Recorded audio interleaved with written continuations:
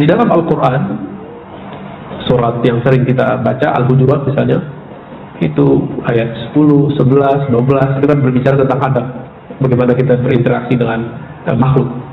Dan tentang ghibah ini atau ghaibah, Allah menyebut, walaupun ini ungkapan majazi bagi ahli bahasa, tapi bagi ahli ma'rifatullah ini hakiki.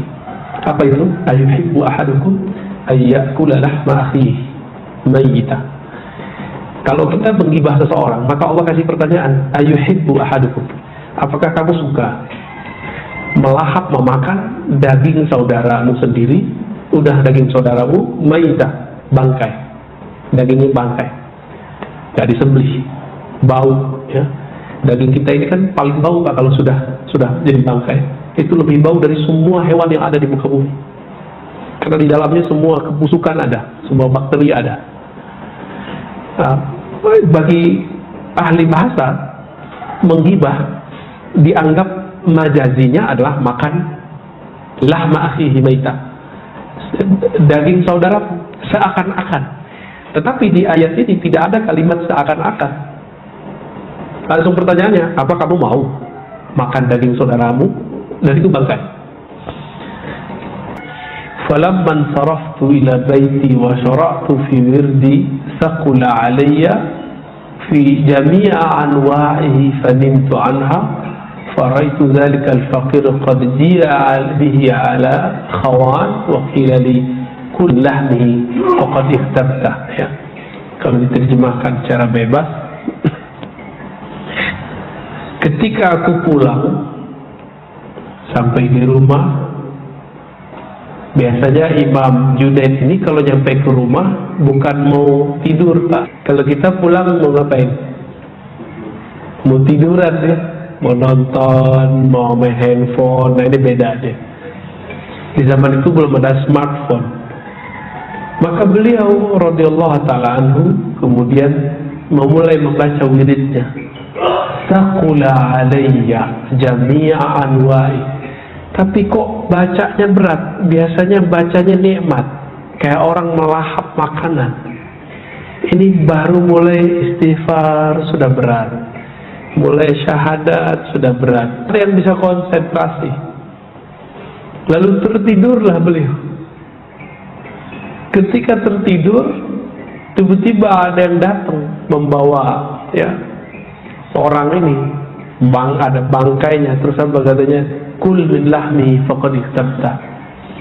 Ini ada daging bangkainya orang yang kamu omongin di hatimu itu, makanlah dia. Lalu Junaid mengerti fikih. Di fikihnya fikih Imam Tsauri. Fikih Tsauri sudah nggak ada Pak sekarang ya. Sufyan Ats-Tsauri ya. Ada yang mengatakan dia pakai fikih Ishaq ya. Innama qultuhu fi nafsi. Aku kan cuma bergumam dalam hatiku, belum melafazkannya.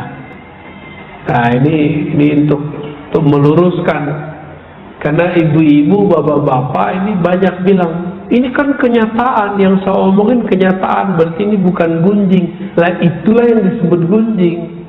Gunjing itu membicarakan sesuatu yang nyata. Kalau enggak disebut fitnah.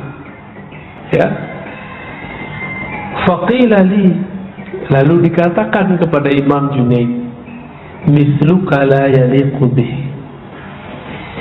Orang kayak kamu, maksudnya engkau ini kan wali Allah. Atas di kolbumu ada sesuatu hujatan merendahkan kepada makhluk-makhluk Allah tabaraka wa ta'ala. Berat jadi wali Pak ya? Mau jadi wali? Enak Pak jadi wali, jadi kekasih Allah. Tapi adabnya gitu, ngeliat ada pengemis gak boleh, sedikit pun suuzon gak boleh. Gimana? Kuat gak?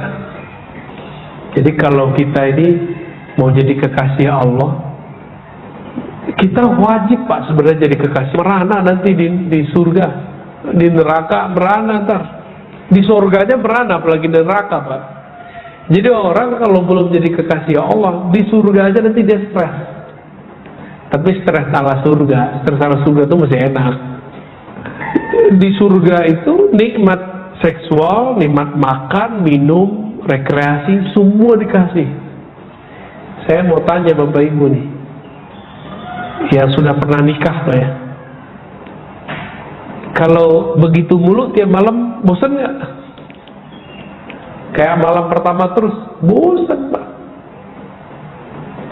Nanti akan ada titik jenuhnya ahli surga, maka mereka mengatakan, ya Rabb, arina wajhak, tolong tunjukkan kami wajah Engkau pemilik surga.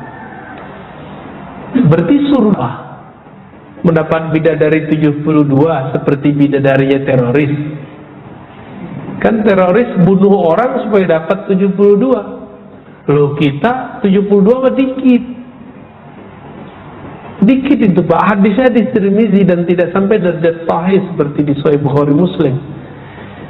Hadisnya kalau mau dapat 72 bidadari, boleh nggak apa-apa, kita juga mau kok. Tapi nggak dengan cara bunuh orang. Emang ada Pak mahar surga bunuh orang nggak bersalah? Itu orang waras nggak tuh beragama? Beragama itu apalah takhilun, orang waras. Tapi hari ini kok orang beragama nggak waras, itu kok muncul begitu? Apakah ini fenomena orang stres beragama? Ya udah jadi teroris aja deh gitu ya. Korban hoax itu. Apalagi ini haji, saya bukan orang pemerintah loh Pak ya, karena saya bukan PNS, maka saya nggak ada urusan menjelaskan ini. Tapi kita perlu meluruskan, kita ini jangan kemakan hoax. Haji tahun ini tidak jadi, bukan karena Indonesia utang itu, nggak ada urusan. Itu karena problem keamanan kesehatan semata, nggak ada urusan dengan yang tadi. Ada persepsi yang berbeda antara kita dengan Saudi juga di masalah banyak hal. Ini karena saya ngeliat di grup-grup ini, waduh Masya Allah ya. Pernah baca Pak hoax masalah haji?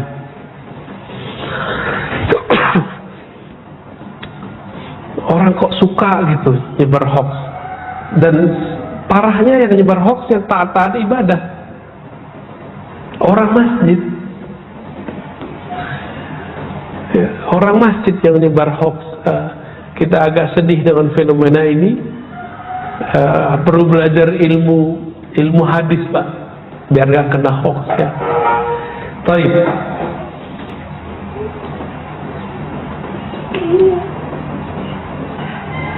Terakhir yang mau saya bacakan di sini,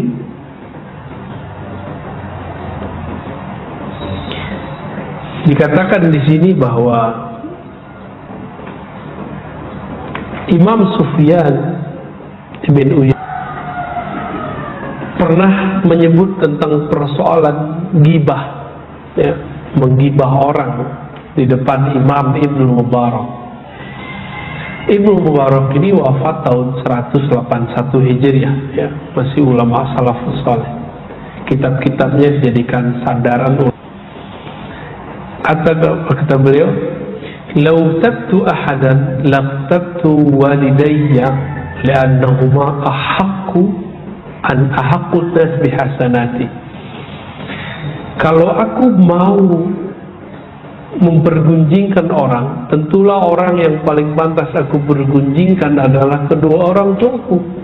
Apa sebab? Mereka lah yang paling berhak terhadap kebaikan-kebaikanku.